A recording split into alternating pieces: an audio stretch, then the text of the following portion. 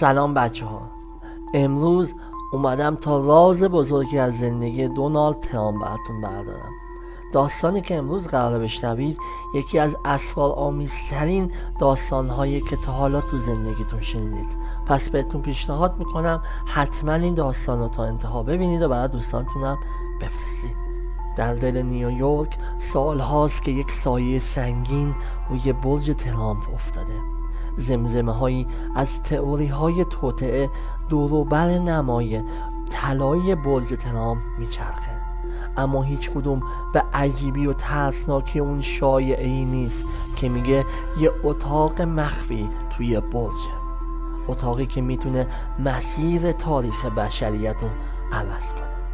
من یه خبرنگار تحقیقاتی هم. همیشه اینجور داستانها رو مزخرفاتی بیشتر نمیدونستم تا وقتی که یه پیام ناشناس رو دریافت کردم. طرف گفته بود یه آسانسور مخفی هست که میره به طبقه‌ای که هیچ کس ازش خبر نداره. گفت اون طبقه پر از مدارک و ضبط صوت‌هایی که میتونه یه توطئه جهانی رو فاش کنه.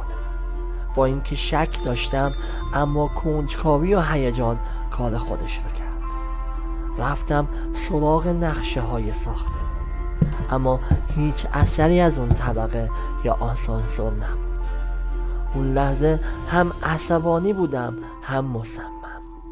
با کارمندای قدیمی، نگهبونا و حتی ساکنای برج صحبت کردم، ولی همشون یا میخندیدن یا با تعجب نگاه میکردن، جز یکیشون، یه سرایدار پیر به اسم هنگ. وقتی اسم طبقه مخفی رو آوردم چشماش گرد شد، پر از ترس. وقتی صداش میلرزید به هم گفت نرو دنبال چیزایی که بهتر دست نخورده بمونن. بعضی درها وقتی باز میشن دیگه بسته نمیشن. ولی من گوش ندادم. یه شب داشتم نقشه آسانسورهای خدماتی رو چک میکردم که یه چیز عجیب دیدم. یکی از شفتهای آسانسور بیشتر از طبقات معمولی ادامه داشت، انگار به یه طبقه ناشناخت میرفت. دلم داشت میومد تو دهنم. با یه کارت جعلی و کمی زرنگی خودم رو رسوندم به قسمت خدماتی برج ترامپ. راهروها تاریک و نیمه روشن بودن. بالاخره رسیدم به یک آسانسور قدیمی. دکمه هاش برنجی بودن و حسابی کار کرده بودن. یه دکمه اضافی داشت که هیچ اسمی روش ننوشته بود، فقط یه نماد عجیب روش بود. نفسم رو حبس کردم، همون دکمه رو زدم. آسانسور شروع کرد به بالا رفتن. حس می کردم لحظه ها به سختی می گذشت. هوا سنگین بود، لحظاتی دلهوراور. یهو درها باز شدن. پا گذاشتم توی اتاق لوکس، انگار از یه قرن دیگه اومده بود. همه چی برق می زد، پر از طلا و نقاشی های قدیمی. ولی اون چیزی که چشممو گرفت میز بزرگی از چوب ماهوگانی بود که وسط اتاق بودش. روش یه لپتاپ و کلی سند پخش شده بود. بچه‌ها اگر از این فیلم خوشتون اومده حتما کانال رو دنبال کنید، سابسکرایب کنید و بعد دوستانتون هم فیلمو بفرستید. سندها یه تارعنکبوت پیچیده از سیاست، پول و جلسات مخفی بین افراد قدرتمند دنیا رو نشون میداد. ولی اون چیزی نبود که حالم رو بد کرد. تکرار یه اسم بود، پروژه طلوع طلایی، یه عملیات فوق سری با حضور سیاستمدارای بزرگ، میلیاردرها و حتی رؤسای کشورهای دنیا برای دستکاری در وقایع جهانی به نفع خودشون. اون سندها انگار راز یه برنامه‌ریزی مخفی رو بین آقای ترامپ و برخی سران کشورها و پولدارها نشون میداد که قرار بود با کشتار و قحطی نظم جدیدی رو در دنیا ایجاد کنن.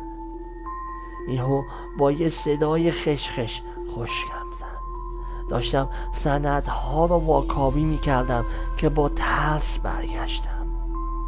از دل سایه ها یه نفر داشت بیرون میومد. خودش بود، دونالد ترامپ، با اون قیافه همیشه متکبرش. نه تعجب کرده بود نه ترسیده، فقط لبخند میزد. به هم گفت خوش اومدی جورج.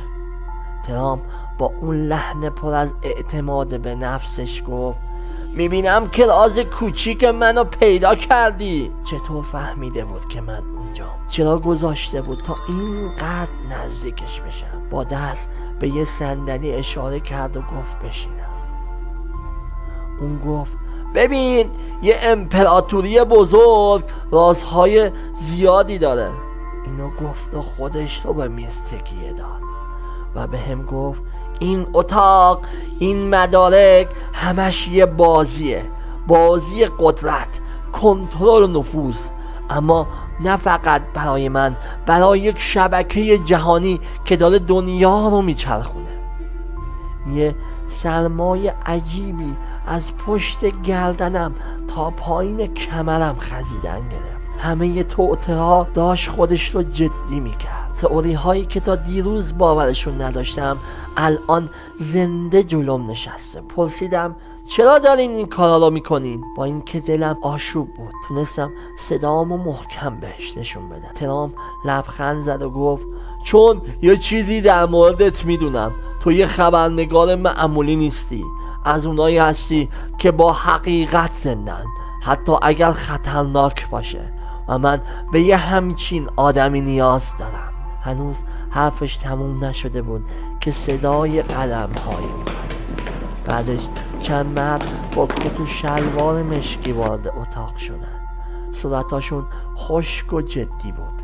ترامپ کمی سرش را به نشونه تایید تکون داد. به هم گفت یه انتخاب داری. اگه به ملحق بشی به حقایقی دست پیدا میکنی که حتی تو خوابم نمیدیدی.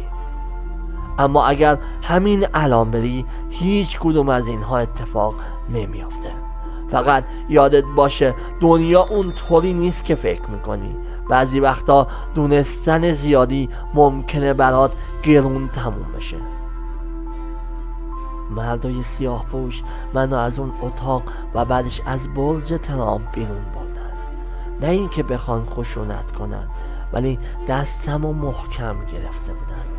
تا رسیدیم بیرون سرم گیج میرفت. جمعیت عظیم نیویورک، نورها و شلوغ، ولی یه چیزی ته دلم داشت جا میافتاد.